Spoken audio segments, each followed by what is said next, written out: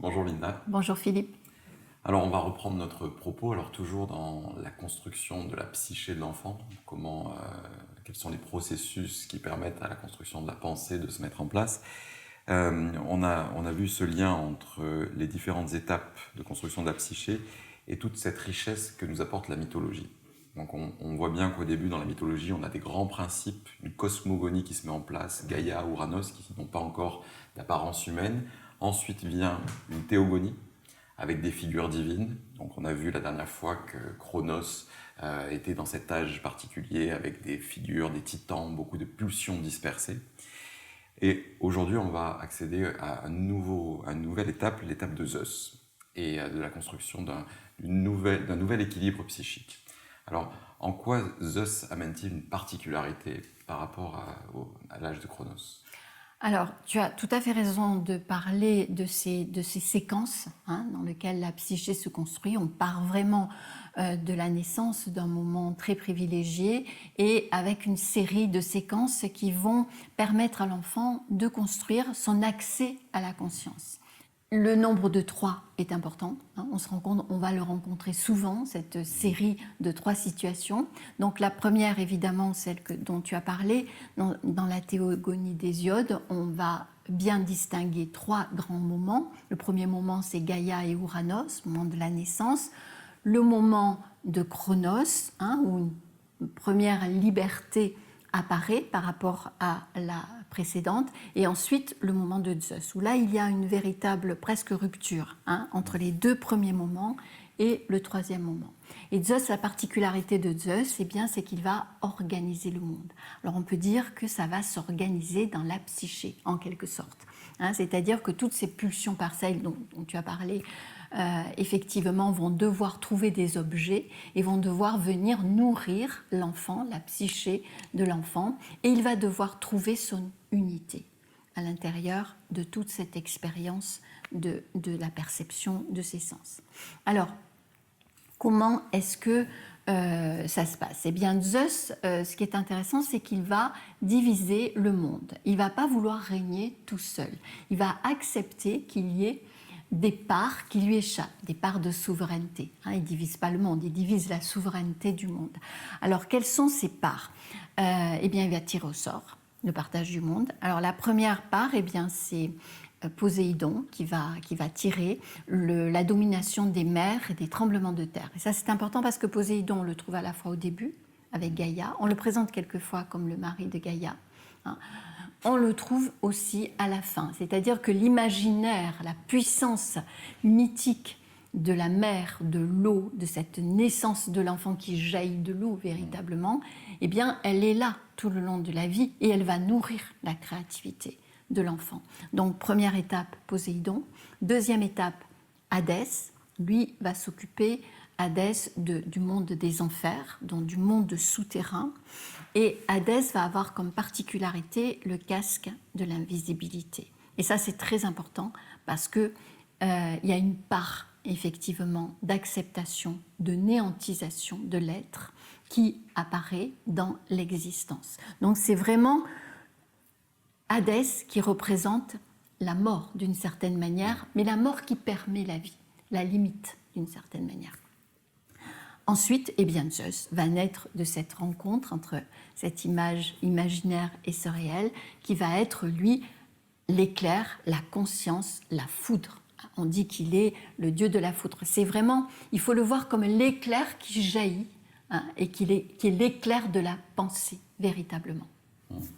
Alors c'est intéressant parce que donc, on parle toujours de ces étapes. Alors, je repense déjà à Cronos. On disait qu'il avalait, donc on parlait d'une période où il avale des intelligibles. Donc l'enfant va effectivement avaler tous ces objets du monde et à un moment accoucher, j'allais dire, de cette structure en 3 parties où les choses se sont organisées. Et ça fait énormément penser à la structure lacanienne. Donc Lacan décrit le processus de la conscience avec 3 pôles. Donc un pôle de l'imaginaire, comme tu disais, Poséidon. Un pôle de la réalité, Hadès, avec la finitude, et le pôle du symbolique, avec Zeus et la foudre. Donc effectivement, on trouve toujours cette structure tripartite qui revient tout le temps. Alors par contre, à l'opposé de Cronos, Zeus va instaurer un règne stable, comment est-ce qu'il va faire pour lui ne pas être détrôné? Parce qu'on voit que les pères sont toujours détrônés par les enfants. Lui va réussir à déjouer ce piège-là. Comment il va procéder? Alors ça va être compliqué, hein, mais il va effectivement essayer de ne pas être détrôné pour que quelque chose d'autre apparaisse, bien entendu. Alors, il va renoncer à épouser Thétis, hein, il va la rendre amoureuse d'un mortel, Pelée, et avec lequel elle aura le fameux Achille, hein, les héros. Après, il va y avoir évidemment, après les dieux, il y a le règne des héros. Et surtout, un épisode très très intéressant, qui est l'épisode où il va avaler Métis.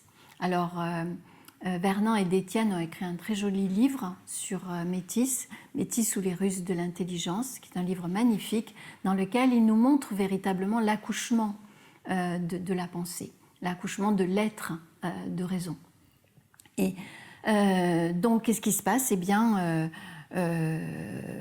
Zeus ne peut plus avaler ses enfants au fur et à mesure qu'ils naissent, comme l'avait fait Cronos. Hein, on est passé à une étape d'évolution au-dessus. Donc, qu'est-ce qu'il fait? Ben, il va avaler Métis quand elle est enceinte, pour pas qu'elle lui donne l'enfant qui aurait pu le détrôner. Alors, elle aurait eu 2 enfants. Donc, le premier enfant est une fille, donc là, il n'y a rien à craindre.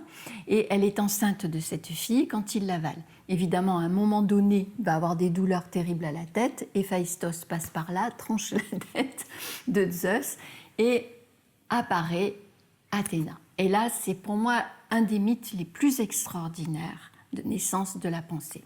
Parce que cette jeune fille va naître entièrement habillée de cape et d'épée, donc elle est une déesse guerrière, mais cette guerre, c'est pas la guerre d'Arès, c'est pas la guerre de Mars, elle va se rapporter à la guerre de la pensée. Hein. Elle va être représentative de ce qui sort de la tête, de ce qui émerge de la tête et qui est une véritable pensée. Et elle va surtout être vierge, c'est-à-dire qu'elle va conserver cette virginité, elle va devoir repousser toutes les pulsions qui viennent du corps pour que naisse cette pensée vierge de toute pulsion. Et une pensée vierge, ça veut dire une pensée qui n'est pas obstruée d'une certaine manière par toutes les pulsions, par tous les sentiments que l'on peut avoir, et qui est une pensée qui va amener la raison. Alors c'est intéressant parce qu'on retombe sur le chiffre 3, parce que donc, tout à l'heure on a vu qu'il y avait cette construction Poséidon, Zeus et Hadès, et donc là tu parles d'Athéna, et donc c'est intéressant de parler aussi de Dionysos et d'Apollon. Voilà, ce sont les... Une fois que c'est structuré, on se retrouve de nouveau avec un chiffre 3, et encore 3 niveaux d'élaboration de la conscience, avec donc Athéna à la tête, Apollon, et à l'opposé d'Athéna, Dionysos. Parce que Dionysos c'est exactement l'opposé d'Athéna, puisque Dionysos c'est les pulsions. Il naît de la cuisse de Zeus. Hein. Donc, c'est vraiment intéressant comme symbolique, évidemment, ce sont des symboles. Hein. Nietzsche, dans La naissance de la tragédie, va nous proposer effectivement ces 2 immenses figures de Dieu, Dionysos et Apollon, et nous montrer la puissance de vie de Dionysos, quand la vie jaillit véritablement presque de la terre, j'ai envie de dire, ou du feu. Hein. Et à l'opposé, Athéna, mais Nietzsche n'en parle pas d'Athéna. Hein. Alors pourquoi il n'en parle pas? On peut se poser la question. Eh bien peut-être parce qu'il est Athéna. Il est la raison. Voilà, il est véritablement l'intelligence qui est capable de regarder les 2 immenses divinités que sont Dionysos et Apollon. Alors bien sûr, comme Schelling l'explique très bien, on n'est pas dans le domaine de la réalité là. Hein. On est dans le domaine de la construction psychique et de la psyché. Donc ce sont des représentations. Apollon, Athéna et Dionysos. Et c'est vraiment intéressant, en tout cas, quand on reprend toutes ces étapes, de voir déjà que le désir est présent tout le temps. Dès le départ, Gaïa et Ouranos, c'est une histoire de désir. On voit comment les étapes construisent petit à petit une évolution, et comme je disais tout à l'heure, une cosmogonie avec quelque chose de très large qui va ensuite s'incarner dans des dieux.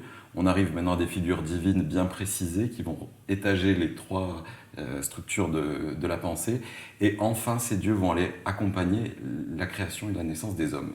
C'est-à-dire qu'Athéna va guider Ulysse, et on arrive enfin à une anthropogonie, et on arrive à toute une structuration qui va permettre à l'homme de prendre place et de poursuivre son aventure, j'allais dire, et de se trouver, de s'individualiser. Voilà, c'est une lente descente. avec ponctué par l'acceptation des limites, l'acceptation des castrations, l'acceptation de partager, effectivement, c'est le grand moment de Zeus, d'accepter de partager. Alors, ce qui est intéressant dans la domination du monde, dans le partage de la domination du monde, c'est qu'il aurait dû avoir un quatrième personnage. Il aurait dû avoir Hélios. Il aurait dû être là et il aurait dû lui aussi tirer sa part. Et on ne sait pas où il est, mais il est absent. Et c'est très intéressant parce qu'on peut penser que si Hélios n'est pas là, c'est justement la place de l'homme, du soleil. Voilà, de ce moi qu'on peut représenter par une lumière, par un soleil.